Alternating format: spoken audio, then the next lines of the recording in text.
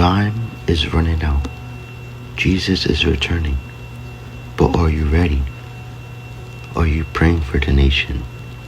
Are you praying for the world? This world is dark. This world is evil.